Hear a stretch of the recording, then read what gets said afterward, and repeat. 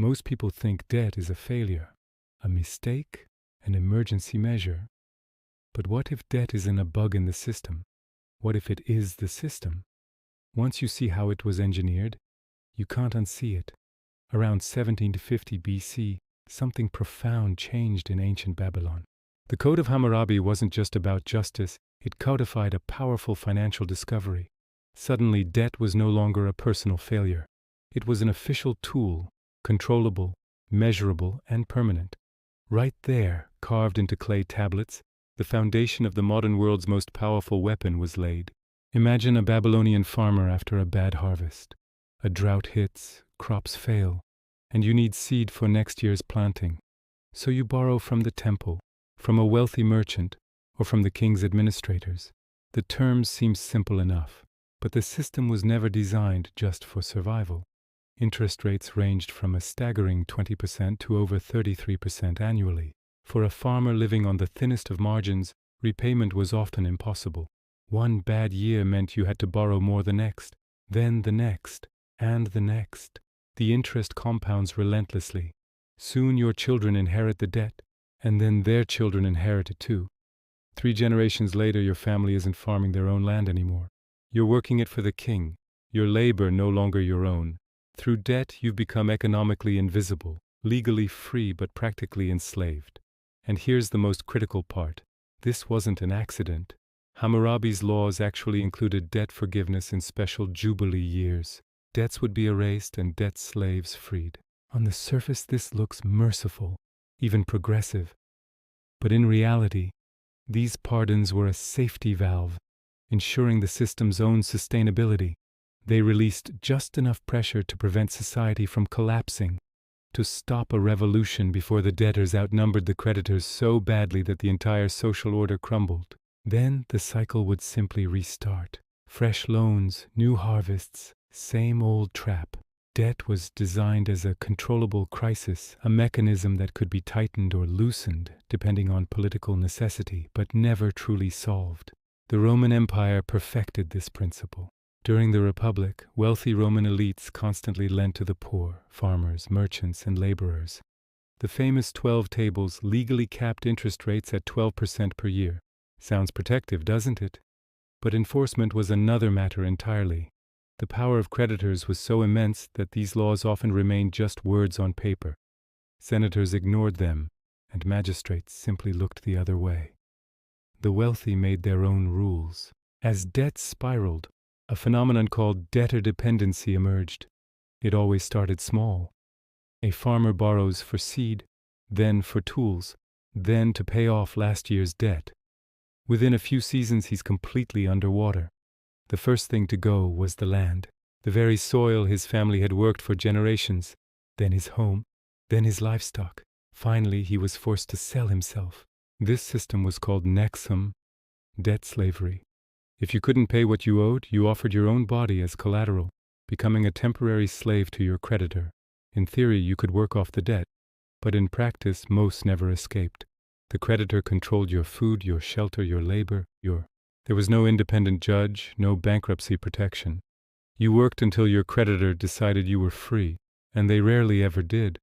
The system wasn't broken, it was working exactly as intended. By the 3rd century BC, debt had become so widespread, it nearly tore Rome apart. The conflict of the orders, the secession of the plebs, these weren't just political disputes, they were debt revolts. The lower classes demanding relief from a system designed to crush them. Rome eventually abolished the harshest forms of debt bondage, but debt itself? That stayed. It just found new forms. Rome's power didn't come from its army alone. It came from its economic structure. As the empire expanded, it taxed more people and indebted more people. Every new province meant a new pool of debtors. Gaul, Hispania, Asia Minor, all became debt markets. Roman governors and tax farmers made fortunes that would equal trillions in modern currency, while ordinary citizens worried about their next payment. And here's the trick. Rome never wanted debt to disappear. If everyone paid off their debts, the system would collapse. There would be no interest flowing upward, no leverage over the masses, no guaranteed returns for the elite. Debt was the fuel that ran the economic engine. Repayment was the oil, just enough to keep the machine running, but never enough to shut it down. Medieval Europe took this game to a new level. Kings were constantly at war. The 100 Years' War, the Crusades, endless territorial disputes, and wars needed money, vast amounts of it. Armor, weapons, ships, mercenaries, sieges, all were hideously expensive. Taxes weren't enough even when squeezing peasants to their breaking point. So the crown turned to wealthy merchants and bankers. But they didn't call it borrowing. They called it voluntary loans or benevolences. Of course, it wasn't voluntary. If a merchant refused to lend to the king, his property could be confiscated, his trade licenses revoked, his ships seized. The message was clear. You lent, and you waited. Sometimes the king would repay, often late and in devalued currency. More often, he wouldn't. Debt ledgers would mysteriously disappear. Records would be accidentally destroyed in fires, or the king would simply postpone all loans indefinitely for the good of the realm. What could you do? Sue the king in his own courts? This was a rare instance of the state exploiting the elite. But make no mistake, the people still suffered most. Because who paid the interest on these forced loans? The common folk, through brutal taxes on salt, beer, and bread. They worked to pay off debts they would never see, for wars they never chose, benefiting lords they would never meet. The rich lent, the poor paid, the king spent. The pattern never changed. By the Renaissance, Italian banking families like the Medici had perfected this system. They lent to kings and popes, secured by future tax revenues. The debtor was the state. The collateral was the population. It was brilliant, and it spread across Europe like a financial plague. Then, in 1694, something fundamentally shifted. The Bank of England was founded. It wasn't the first central bank, but it was the first modern one, crystallizing a system that would dominate the world. The principle was devastatingly simple. The government needed money for wars against France. Banks needed safe investments, so they made a deal. Wealthy investors bought government bonds worth £1.2 million, a staggering sum at the time. In return, the Crown guaranteed interest payments at 8% annually. Where would this interest come from? Taxes. Taxes paid by ordinary people. Duties on imports, levies on windows, on fireplaces, on anything the state could measure and monetize. Suddenly the architecture became visible. The wealthy lent to the government and earned secure, guaranteed returns. The poor paid higher taxes to finance those returns. And the government entered a debt cycle it would never fully repay. Why would it? Perpetual debt meant perpetual power for creditors, perpetual revenue streams, and perpetual control. This wasn't just a policy. It was a self-reinforcing machine, and it spread. France, Holland, Spain, Prussia, all followed. By the 19th century, every major European power had a central bank serving the same function, making government debt sustainable, profitable, and permanent. Here's where the key shift happened. Debt was no longer an emergency measure. It became structural, embedded into the very foundation of the state. Governments borrowed even in peacetime, not because of crisis but because the system required it. Bondholders expected returns, banks provided liquidity, and the financial markets demanded perpetual growth. Debt became the backbone of the economy. And the public? The public had no idea, no understanding of how the machinery worked, no voice in the process. What they were told was this: the state is borrowing to keep the nation safe, to build infrastructure, to defend our borders. But the truth was this: the state was borrowing to pay returns to the wealthy, and you were funding those returns with every purchase, every transaction, every day of your labor. The 20th century massified debt. It democratized it, made it universal. During World War I, governments sold war bonds on an unprecedented scale. Britain issued war loans. America sold liberty bonds. Germany floated war loans. Citizens were told it was their patriotic duty. Posters showed soldiers in trenches, mothers at home, children looking up with hopeful eyes. You buy bonds, support our boys, win the war. And people bought. Millions of ordinary citizens, factory workers, shopkeepers, teachers, They scraped together savings and bought bonds. They believed they were supporting their nation, and they were. But these bonds were also enormously profitable investments for the wealthy. Risk-free returns backed by the full faith and credit of the state, guaranteed by future generations' taxes. The wealthy bought in massive quantities. They made fortunes while the middle class made sacrifices. The war ended. The debt remained. Britain's national debt exploded from £650 million in 1914 to over £7 billion by 1919. America's debt grew from $1 billion to $25 billion. And who paid it down? Not the bondholders. They collected interest. The workers paid through taxes, through inflation, through reduced public services. Then came World War II. More bonds, more debt, more promises. By 1945, U.S. national debt reached 120% of GDP. Britain's exceeded 250%, the largest debt burdens in modern history. In the post-war period, most countries paid off some of their debts. Economic growth helped. Inflation helped even more. It quietly eroded the real value of what was owed. But debt was never eliminated. Not even close. Because by then, economic growth was built on debt. The entire post-war boom ran on borrowed money. Mortgages, car loans, business loans, consumer credit, all integrated into the system, all necessary for growth. The economy needed people to borrow, to spend, to keep the machine running. And then we arrived at the modern age. In 1971, Nixon decoupled the dollar from gold. The Bretton Woods system collapsed. Suddenly, money was no longer tied to a physical asset. It was based solely on trust, on the full faith and credit of the United States government. And debt limits vanished. Governments could borrow as much as they wanted. Central banks could print as much money as they wanted. The bond market exploded into a multi-trillion-dollar global industry. Today, global government debt exceeds $100 trillion. America's debt is around $34 trillion and climbing. Japan's debt is 260% of GDP. Greece, Italy, Portugal, all above 100% of their GDP. These aren't emergency numbers. This is the new normal. The truth is this. This debt will never be fully repaid. It can't be. The system won't allow it. Repayment would mean contraction, deflation, collapse, so the debt grows forever. But government debt is only half the story. From the 1980s onward, another shift occurred. Individual debt became the engine of economic growth, not secondary, not supplementary, primary. Credit cards spread everywhere. Banks mailed pre-approved offers by the millions. Mortgages were aggressively marketed, not just to the wealthy, but to everyone. Subprime lending, zero down payment, adjustable rates. The message was clear. Home ownership isn't just possible, it's your right.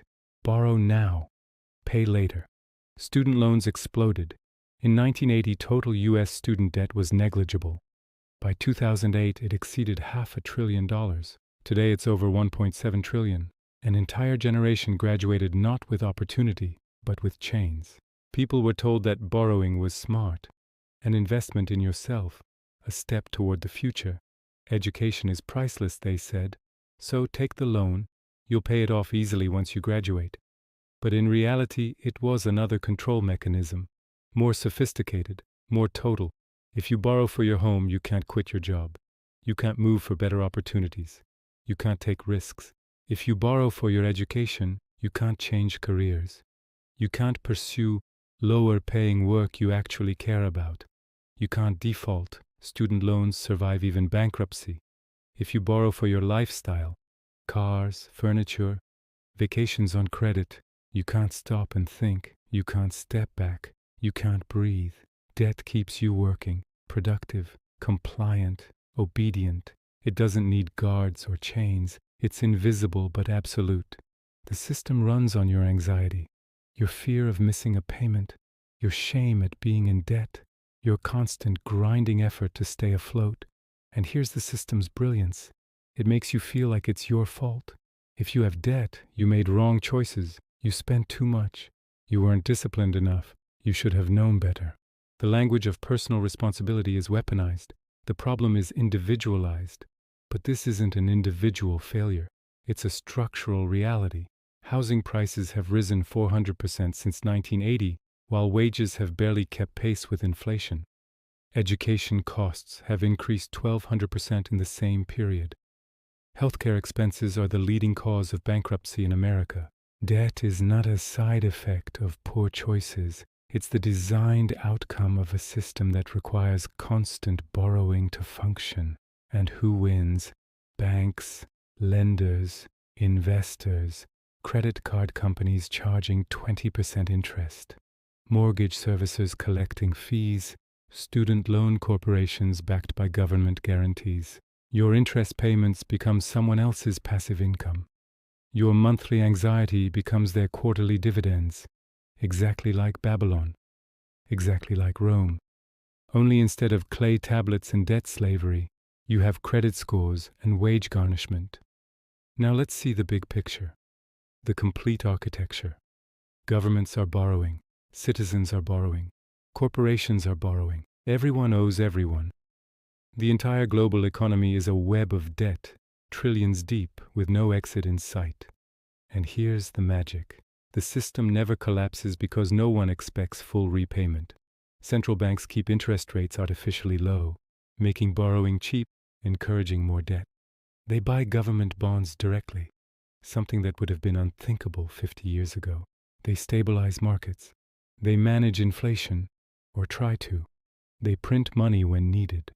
But with each cycle, with each crisis, debt grows. After the 2008 financial crisis, governments bailed out banks, the same banks that had created toxic mortgage-backed securities, the same banks that had bet recklessly on housing prices rising forever, the same banks whose executives took home million-dollar bonuses while their institutions collapsed. How did governments save them? By borrowing more. Trillions of dollars, created out of thin air, injected directly into the financial system. The U.S. government spent $700 billion on TARP. The Federal Reserve's balance sheet expanded by over $4 trillion through quantitative easing. The European Central Bank followed suit, the Bank of England, the Bank of Japan, all printing, all borrowing, all to save a system that had nearly destroyed itself. Who paid? Taxpayers. Through inflation that eroded purchasing power, through stagnant wages while asset prices soared, through austerity measures that cut education, healthcare, infrastructure, through a decade of recovery that felt like survival for most people. The banks were saved, the system was saved, but ordinary people, they got nothing but the bill. During COVID-19, the same scenario repeated on an even larger scale. Governments spent trillions. The U.S. alone passed stimulus packages exceeding $5 trillion. Debt ceilings were raised or suspended. Central banks printed money at rates that would have seemed insane just years before. And what the public was told was this: we're saving you. We're preventing catastrophe. We're protecting the economy. But in reality, they were saving the system, the debt system. Because if debt resets, if governments actually tried to pay it all back, if individuals all defaulted at once, if the machine stopped, everything collapses. The banks fail. The bond market crashes. Pension funds evaporate. The entire structure comes down. So the debt can never end. It can only grow. That's not a flaw. That's the design. Because debt is no longer just a financial tool. It's a control system. The most effective one ever devised. It tells you that you can't resign from a job you hate. You can't take risks on a business idea. You can't move to a different city. You can't step back and question the life you're living. You must keep working, keep paying, keep obeying the system. Because if you stop, you lose everything. The truly insidious part is how it's internalized, how it becomes part of your identity. You don't think the system trapped me. You think I made mistakes. You carry shame instead of anger. You blame yourself instead of recognizing the architecture. And that's exactly how it's designed to work. And the most painful truth? Most people don't realize it.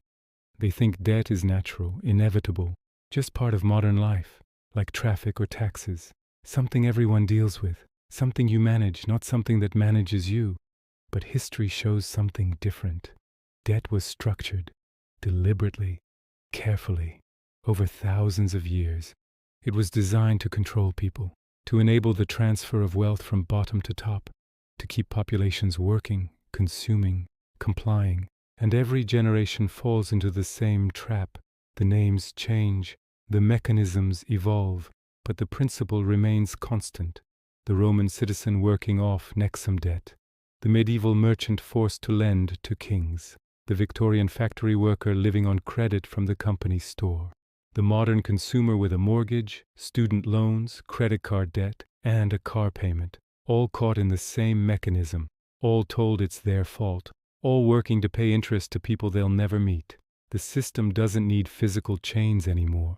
It doesn't need soldiers or prisons for most people. It has something better. Debt. Invisible. Inescapable. Self-enforcing. You police yourself. You wake up thinking about payments. You go to work because you have to. You stay quiet because you can't afford to lose your income. The control is total, and it feels like freedom. History doesn't repeat itself, but it rhymes. And if you don't understand it, it will crush you the same way it crushed millions before you. The financial tricks that kept Babylonian farmers poor are the same ones draining your bank account today.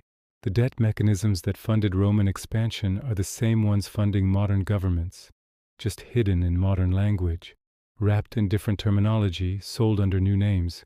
The difference is whether you recognize them in time, whether you see the pattern before it's too late, because the system isn't for you. It never was. It exists to protect itself, to perpetuate itself, to grow itself. You are not the beneficiary. You are the resource. Your labor, your anxiety, your compliance. That's what the system runs on. Debt was sold as a temporary solution, a bridge, an emergency measure, but it was designed to be permanent, embedded, structural, inescapable, and now it's everywhere. In every country, every city, every household. The cage is complete. Most people don't even see the bars. Thank you for watching. If you found this history enlightening, consider subscribing for more deep dives into the systems that shape our world.